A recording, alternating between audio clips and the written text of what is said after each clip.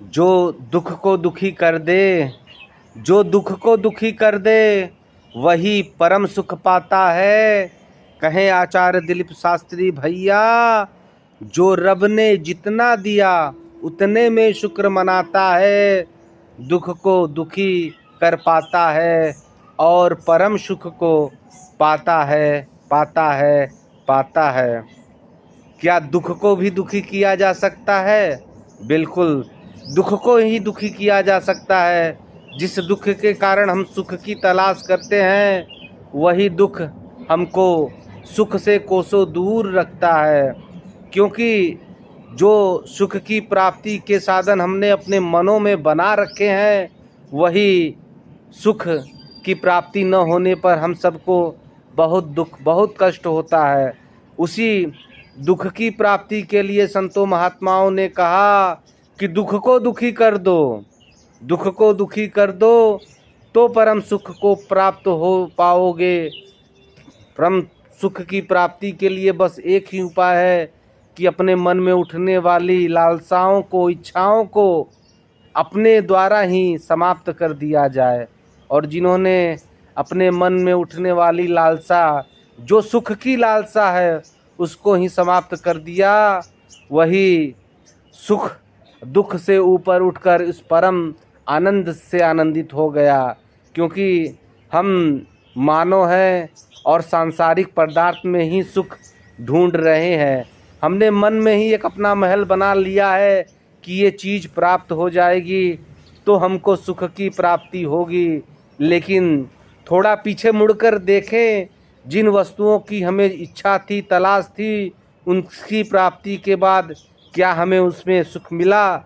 मेरे अनुभव से उन वस्तुओं में दास को तो कभी सुख ना मिला। दास की चाहना प्रबल थी, वस्तुएं मिली फिर भी सुख ना मिला। सुख के साधन के लिए संतों महापुरुषों ने बताया कि अगर आपको सुख, परम सुख की प्राप्ति करनी है तो इस परमात्मा के श्री चरणों में झुकना ही पड़ेगा। अपने मन में उठने वाली सुख की चाहना को मिटाना ही पड़ेगा। क्योंकि उदाहरण स्वरूप आप देख लें, कितनी प्यारी कहानी है। एक प्रभु भगत था जो बहुत ही सीधा साधा था और एक इंसान की दुकान पे काम किया करता था। वो भगत इतना भगवत प्रेमी था कि सुख आए चाहे दुख आए, वो कभी परमात्मा से गिला शिकवा करता ही न था। वो अपने मालिक के यहाँ काम करते करते लगभग 4-5 साल बीते। 4-5 साल में उसने 3-4 दिन की पहली बार छुट्टी मारी तो उसके मालिक ने सोचा, लगता है मैं अपने नौकर को तनख्वाह कम देता हूँ, इसलिए उसने छुट्टी मारी। जब वापस नौकर अपने काम पे आया, वो भगत अपने काम पे आया, तो मालिक ने उससे कहा कि मैं तेरी पगार 2000 रुपये बढ़ा देता हूँ। तो उस बंदे ने बस सहज ही स्वीकार कर लिया, कुछ भी अपने मालिक से बोला नहीं। ऐसे करते करते कुछ और दिन बीते, कुछ और दिन बीते।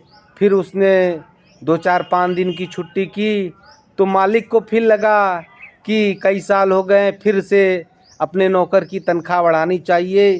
तो उन्होंने इस बार 5000 रुपये की तनख्वाह बढ़ा दी। इस बार भी जब उसको अपने नौकर की ये सूचना दी कि मैंने तेरी तनख्वाह 5000 रुपये बढ़ा दी, फिर भी वो जो भगवत प्रेमी नौकर था वो कुछ नहीं बोला, सहज अवस्था से ही अपने काम में जुटा रहा। फिर कुछ दिन हुए, वो लगभग 14-15-20 दिन काम पर आया ही नहीं। तो उसको मालिक को बड़ा गुस्सा आया। वो गुस्से में आकर जितनी तनख्वाह बढ़ाई हुई थी सब उसने काट ली। और जब नौकर वापस काम पे आया तो उसको ये सूचना दी कि मैंने जितनी तेरी तनख्वाह बढ़ाई हुई थी सब मैं कम कर दे रहा हूँ, जितना तुम्हें पहले मिलता था अब उतना ही मिलेगा। फिर भी वो भगवत प्रेमी नौकर आज भी कुछ नहीं बोला, बस सहज अवस्था में ही अपने काम में जुट गया।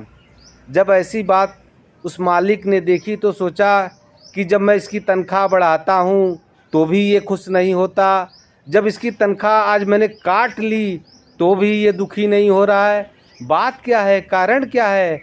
फिर उसने अपने उस भगवत प्रेमी नौकर को बुलाकर पूछा, क्यों भाई, मैंने तेरी तनख्वाह बढ़ाई तो तू खुश नहीं हुआ, दोबारी तनख्वाह बढ़ाई तो भी तू खुश नहीं हुआ, आज तुम्हारी तनख्वाह वापस काट ली तो भी दुखी नहीं हुआ।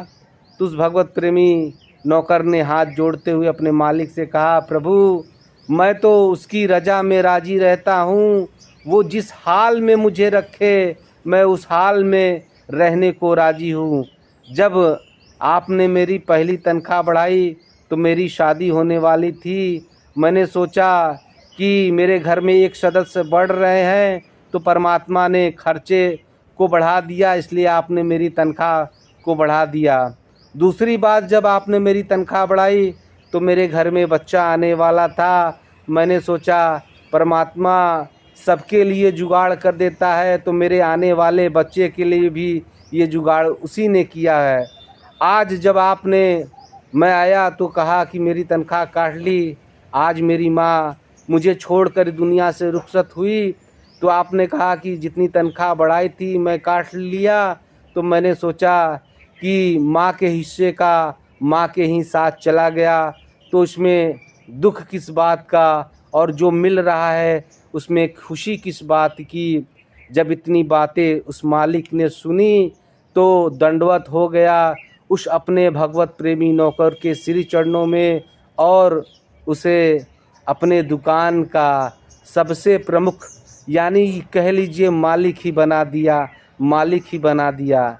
ये कहानी हम सबको यही सिखलाती, यही बताती है, इसी ओर ले जाती है कि जिन्होंने इस परमात्मा के ऊपर अपना सब कुछ न्यौछावर कर दिया, यानी कि परमात्मा जो भी कर रहा है उसमें खुशी है, उसकी रजा में राजी है, तो उसे न दुख दुखी कर पाएगा ना सुख सुखी कर पाएगा।